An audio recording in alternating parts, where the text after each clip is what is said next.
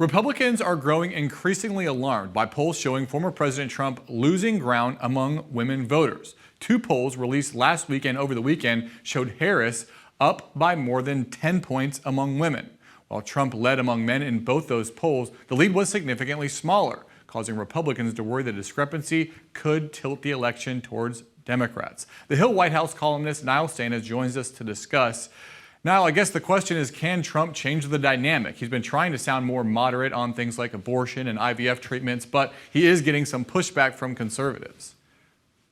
Yeah, he is. He's in a slightly difficult spot, particularly on the abortion issue, where you're quite right. I think he understands at some level that a very strict anti-abortion position is electorally toxic. But of course, as you say, he does come under pressure from the most hardline anti-abortion people within the Republican coalition who don't want any softening of that line.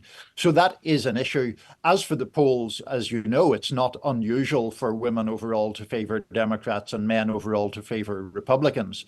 But you rightly point out that some of these recent polls show a much bigger deficit for Trump among women than is the case for Harris among men.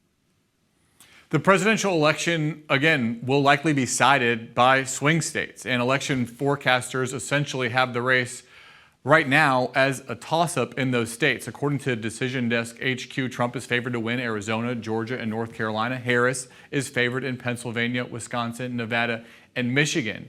Do you think all this Harris momentum talk is overblown, considering that forecasters still have this race neck and neck? So it's worth noting, I guess, that the Harris campaign themselves contend that they are the underdogs in this race. I'm not sure I completely buy that. I think she's a very, very narrow favorite at the moment, but I understand why they want to run as underdogs. To your other point, yes, I mean, obviously the vice president has enjoyed an extremely positive stretch of her campaign ever since President Biden announced he was not seeking re-election. She's generated enthusiasm, she's had an enormous infusion of fundraising dollars, and she's doing much better in the polls. But as you point out, in the battleground states, this is still very, very tight.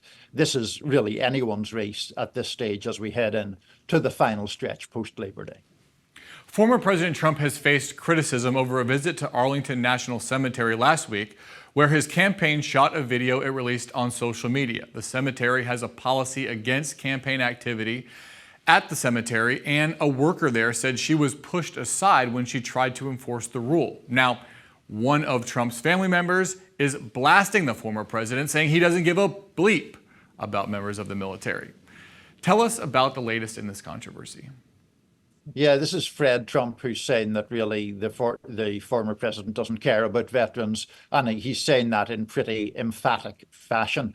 This story about Arlington National Cemetery has run, as you know, for quite a long time, and the basic gist or the basic core of it is the suggestion that Arlington was used for political purposes by the Trump campaign. Now, people close to the former president have tried to push back against that. They have said that the families who he was there with invited him, that they wanted photographs taken. Overall, I think it has been a somewhat damaging controversy for Trump, not one that's going to necessarily decide the election one way or another, but a controversy that he would have been better not getting involved in my judgment. Kamala Harris will visit New Hampshire today for a campaign event touting her plan to boost small businesses. Former President Trump said on social media that the visit shows Harris has problems in the state. Over the last several presidential election cycles, Republicans have eyed New Hampshire as a possible pickup. Trump got within 1 percentage point in the state in 2016, but Republicans have not won an election in the Granite State since George W. Bush in 2000. Do you think New Hampshire is in play this cycle? It looks honestly like a reach for Republicans at this point, Drew. When President Biden was the Democratic nominee, it seemed quite plausible that it could be a truly competitive state. And as you say, there's a long recent history of Republicans trying to target that state, trying to take its electoral college votes. But right now, it seems to be moving more into the Democratic column again. I would expect that there are the standard 6 or 7 states that we consider battlegrounds will all be more competitive than the Granite State this time around. House Democrats are launching an investigation into allegations former President Trump took a $10 million bribe from the Egyptian government in the run-up to the 2016 presidential election. According to the Washington Post, the Department of Justice looked into the claims, but the investigation fizzled under Trump-appointed Attorney General Bill Barr. House Oversight Committee Chair Jamie Raskin is demanding Trump turn over documents associated with the allegation. Now, a U.S. attorney already looked into these claims and found insufficient evidence to pursue a case. Is this just political theater running up to election by the Democrats, or could there actually be more to this? I think it's predominantly political theater and predominantly an attempt to score a headline, which is obviously good for Democrats and bad for Mr. Trump. That headline being, did he take a $10 million bribe from Egypt? I think that's what this is primarily about. It is true that there is suspicious circumstantial evidence, basically to do with the fact that a company linked to the Egyptian intelligence service asked for $10 million in cash from one of its bank accounts.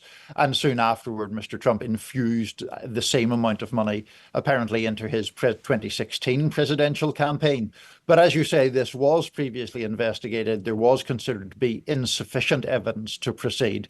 So I consider this move by House Democrats really a political messaging move rather than anything else.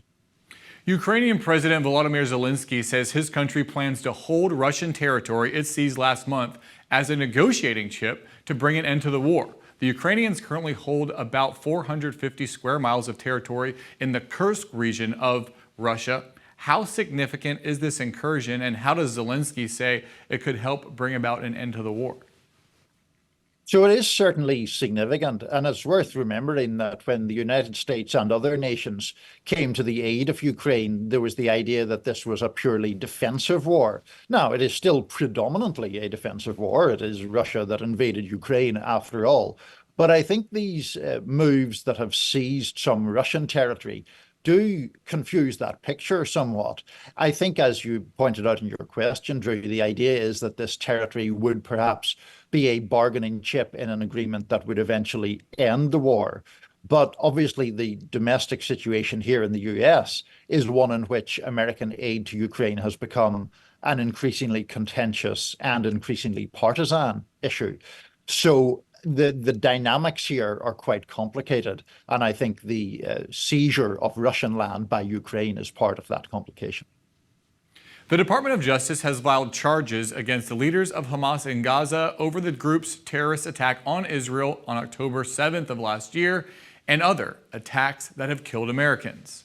In its attacks over the past 3 decades, Hamas has murdered or injured thousands of civilians, including dozens of American citizens. We will pursue the terrorists responsible for murdering Americans and those who illegally provide them with material support for the rest of their lives. Attorney General Merrick Garland says this is just the beginning and more charges are coming. But some of these people are dead. Others are probably hiding under tunnels under Gaza. So it's very unlikely that the U.S. can bring them to justice. Will filing these charges actually have any impact? I'm not sure it will have much impact, Drew, to be honest. I think that this is more a response to the recent killing of the 6 hostages, which of course included an Israeli-American citizen, and the idea, therefore, that the United States government has to be seen to be doing something. As you point out, there are 6 people named in these indictments. 3 are either thought or confirmed to be dead. And for someone like Yahya Sinwar, the de facto leader of Hamas, assumed to be hiding in tunnels under Gaza, I'm not sure whether the Department of Justice indicts him has much impact one way or another. So really, I think this is in some ways more about political theater than it is about a realistic assumption that Sinwar would somehow be captured and brought to trial in the United States. All right, that's all I got. Thank you, Niall Stanage, White House columnist. Appreciate you for coming on. Thank you.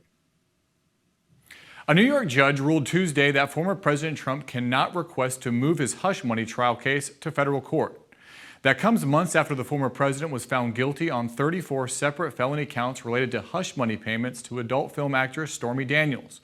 Trump's team asked that the case be moved to federal court, saying the New York courts were biased against him and that the trial judge did not adequately review the issue of presidential immunity. Federal Judge Alvin Hellerstein said in his ruling that those arguments fell short, saying any bias against Trump is an issue for state appellate courts to decide. Hellerstein did rule on the issue of presidential immunity, saying hush money payments do not fall under a president's official acts. Trump is set to be sentenced on September 18th. His team has asked that it be delayed. A fundraising event for January 6 defendants scheduled for Thursday has been postponed indefinitely. The event, dubbed the J6 Awards Gala, was set to take place at former President Trump's golf club in New Jersey. The gala's host, a nonprofit group called Stand in the Gap, says the event was postponed due to scheduling conflicts of speakers. The speaker lineup included former Trump attorney Rudy Giuliani. Trump was invited to speak but declined. Tickets for the event reportedly ran a whopping $1,500 for general admission per person, with a platinum 12-person table clocking in at $50,000.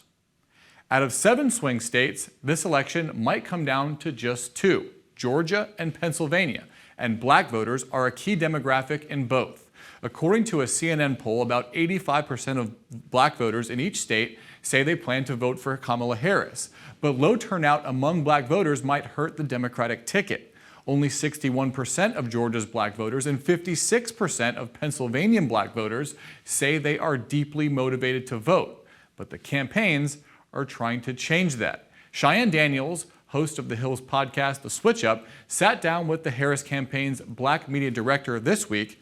For this week's episode, take a listen.